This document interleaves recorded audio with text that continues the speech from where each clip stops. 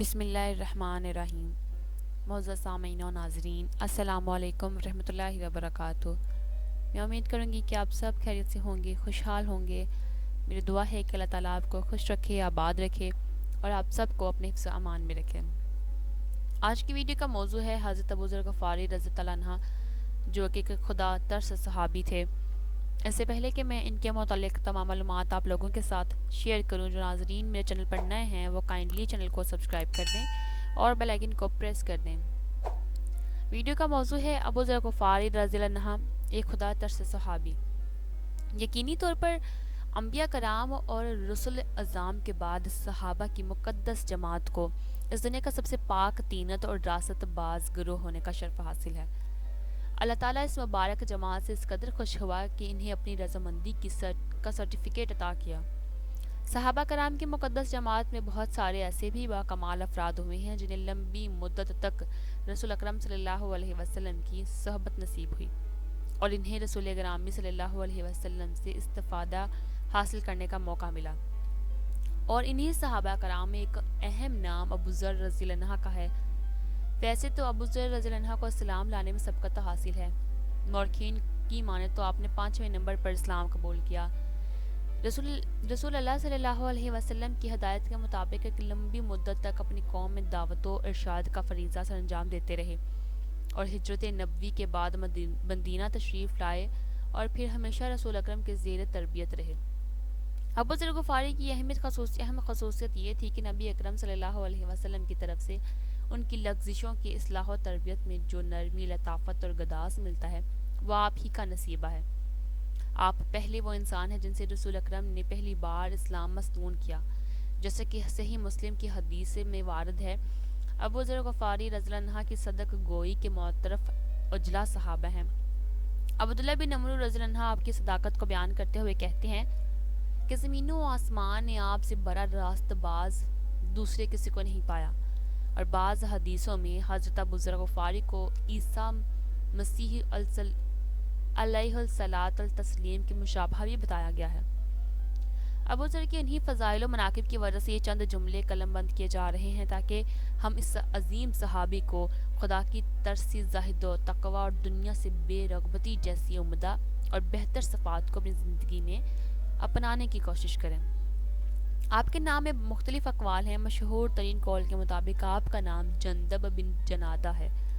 بعض مورخین نے آپ کا نام یزید بن جنادہ تو بعض نے جریر بن جنادہ بتایا ہے۔ اس کے علاوہ کچھ نے بریرین جنادہ تو کچھ نے جندب بن سکن کہا ہے۔ اسی طرح ایک قول کے مطابق آپ کا نام ابن اشرا کا بھی ہے۔ حافظ بن حجر اسقلانی رحمۃ اللہ نے بیان کیا ہے کہ سنن ابن ماجہ میں نعیم بن مجمر ان طحیفہ غفاری ان ابی ذر کی سند سے وارد ہے کہ آپ صلی اللہ علیہ وسلم کا گزر ابو ذر رضی اللہ عنہ کے پاس سے ہوا اور وہ پیٹ کے بل لیٹے ہوئے تھے۔ آپ نے انہیں اپنے پاؤں سے ہلایا اور کہا، جنیدب، یہ جہنمیوں کے لیے لیٹنے کا طریقہ ہے۔ اس روایت سے واضح ہوتا ہے کہ ابو ذر کا نام جندب ہی ہے۔ اس کی مزید وضاحت طبرانی اور ابو نعیم کی روایت کردہ ایک حدیث سے ہوتا ہے جس میں ہے کہ رسول اکرم صلی اللہ علیہ وسلم نے ان سے دریافت کیا کہ تم کون ہو؟ اس کے جواب میں انہوں نے کہا کہ میں قبیلہ بنو غفار سے ہوں اور میرا نام جندب ہے۔ ویسے تو اس روایت کے سند میں کلام ہے کیونکہ اس میں مرثد بن عبداللہ یزنی نامی ایک راوی ہے جنہیں امام ذہبی نے مجہول قرار دیا ہے۔ ابو ذر کا تعلق قبیلہ بنو غفار سے تھا۔ قبول اسلام سے قبل یہ قبیلہ اپنی رہزنی اور بدکماشیوں کے لیے معروف تھا۔ اس قبیلے کے لوگ قافلوں پر شب خون مارتے اور اسے لوٹ لیا کرتے تھے۔ خود ابو ذر رضی اللہ عنہ کا حال یہی تھا کہ وہ رات کے آخری پہر راستوں میں چھپ کر بیٹھ جایا کرتے اور گزرنے والے قافلوں کو لوٹ لیا کرتے تھے۔ ان تمام برائیوں کے باوجود بھی رضی اللہ عنہ زمانہ جہلیت ہی سے اللہ واحد کی عبادت کیا کرتے تھے۔ بت پرستی سے پرہیز ہی نہیں کرتے تھے، بلکہ جو لوگ بتوں کی پوجا کیا کرتے تھے آپ ان کا مذاق اڑایا کرتے تھے۔ ابو ذر رضی اللہ عنہ نے عبداللہ بن صامت سے اپنے اسلام لانے کا واقعہ بیان کرتے ہوئے کہا کہ میرے بھتیجے، میں اسلام لانے کے 3 سال پہلے ہی نماز پڑھا کرتا تھا۔ عبداللہ نے پوچھا، آپ کس کے لیے نماز پڑھا کرتے تھے؟ جس پر ابو ذر رضی اللہ عنہ نے کہا، اللہ واحد کے لیے۔ انہوں نے پوچھا، آپ کس سے مترک کیا کرتے تھے؟ جس پر حضرت ابو ذر غفاری نے جواب دیا کہ جس سمت اللہ تعالیٰ توفیق دیتا تھا۔ جہاں تک ابو ذر کے حلیے کا مسئلہ ہے تو تاریخ کتابوں میں وارد ہے کہ آپ لمبے تھے، نحیف و کمزور تھے، آپ کا رنگ گندم گو اور نقش تیکھا تھا۔ عبداللہ بن عباس بیان کرتے ہیں کہ جب حضرت ابو ذر غفاری کو نبی اکرم صلی اللہ علیہ وسلم کی نبوت کے بارے میں علم ہوا تو انہوں نے اپنے بھائی انیس سے کہا، دیکھو مکہ جاؤ اور محمد کے بارے میں خبر لے کر آؤ جو خود نبی بتاتے ہیں اور دعویٰ کرتے ہیں کہ ان کے پاس آسمان سے وحی آتی ہے، تم جا کر ان کی باتیں خود سننا اور واپس لوٹ کر مجھے بتانا۔ چنانچہ انیس وہاں سے روانہ ہوئے اور مکہ پہنچ کر از خود رسول اکرم صلی اللہ علیہ وسلم کی باتیں سنیں، واپس لوٹے اور ابو ذر رضی اللہ عنہ کو بتایا کہ میں نے ان کی باتیں خود سنی ہیں، وہ لوگوں کو اچھے اخلاق کی تعلیم دیتے ہیں، میں نے ان سے جو کلام سنا ہے وہ شعر نہیں ہے۔ اس پر ابو ذر نے کہا کہ جس مقصد کے لیے میں تم کو مکہ بھیجا تھا مجھے پوری طرح سے تشفی نہیں ہوئی۔ انہوں نے خود توشہ باندھا، پانی سے بھرا ہوا ایک پرانا مشکیزہ اپنے ساتھ لیا اور مکہ پہنچے، مسجد حرام میں حاضری دی اور یہاں نبی اکرم صلی اللہ علیہ وسلم کی تلاش کیا۔ ابو ذر رسول اکرم صلی اللہ علیہ وسلم کو پہچانتے نہیں تھے اور کسی سے آپ کے بارے میں پوچھنا بھی مناسب نہیں تھا۔ کچھ رات گزری تو وہ لیٹ گئے۔ علی ابن طالب نے انہیں دیکھ کر بھانپ لیا کہ آپ مسافر ہیں۔ علی رضی اللہ عنہ نے ان سے کہا کہ آپ چلیں میرے گھر پر آرام کریں۔ ابو ذر رضی اللہ عنہ ان کے پیچھے چل پڑے۔ دونوں میں سے کسی نے ایک دوسرے سے بات نہیں کی۔ جب صبح ہوئی تو حضرت ابو ذر غفاری نے اپنا مشکیزہ اور توشہ اٹھایا اور مسجد حرام میں پہنچ گئے۔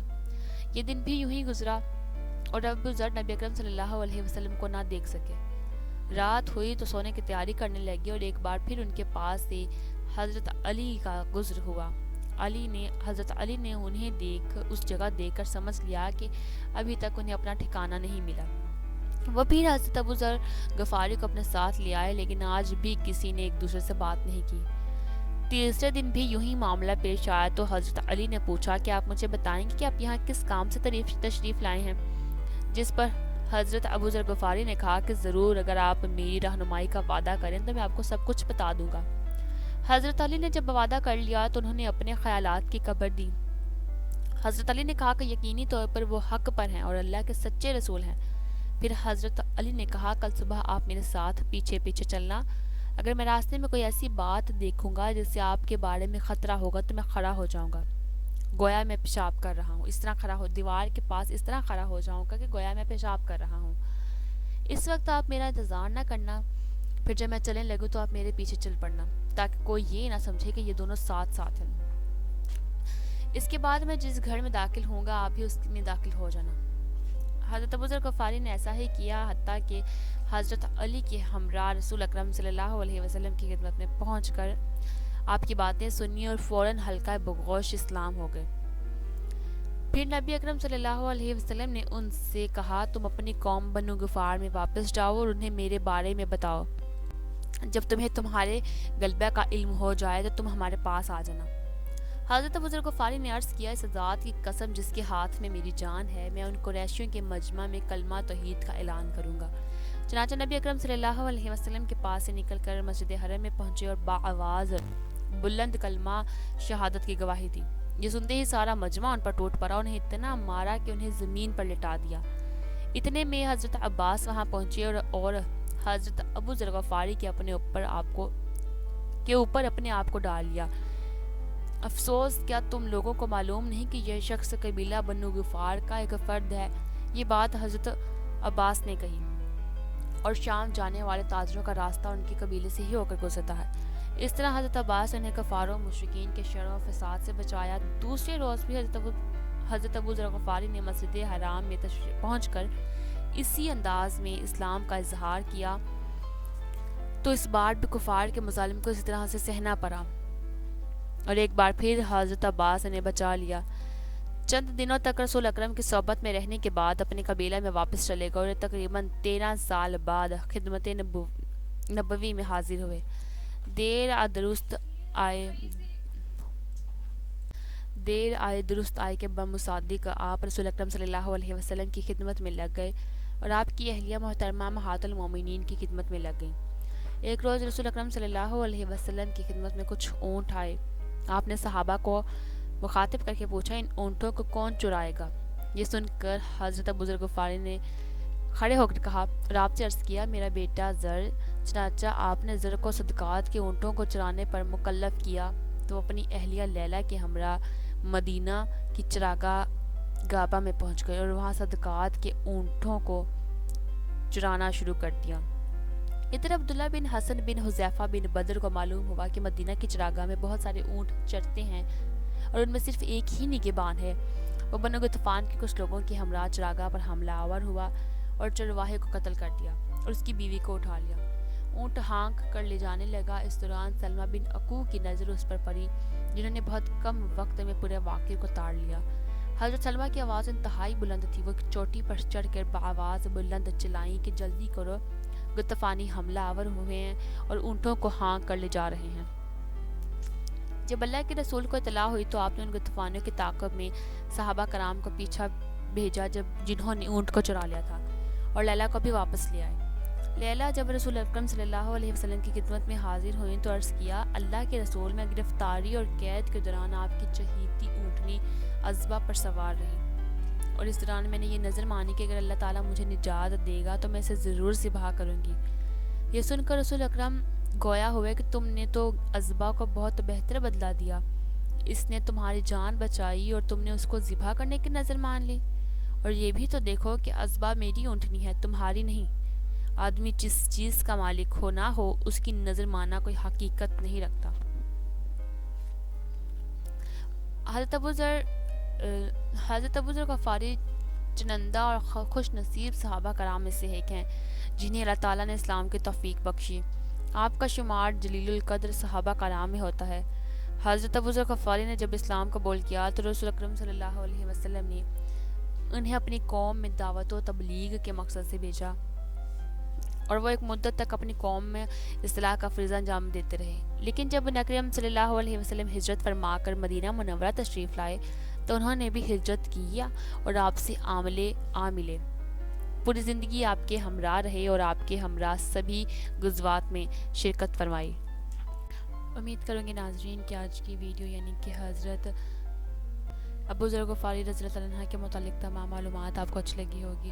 امید کروں گی کہ ویڈیو اچھی لگی ہوگی۔ اگر ویڈیو اچھی لگی ہے تو لائک، شیئر اور کمنٹ ضرور کیجیے گا، اور کائنڈلی چینل کو سبسکرائب کر دیں اور بیل آئیکن کو پریس کر دیں۔ اپنی دعا میں یاد رکھیں۔ اللہ حافظ۔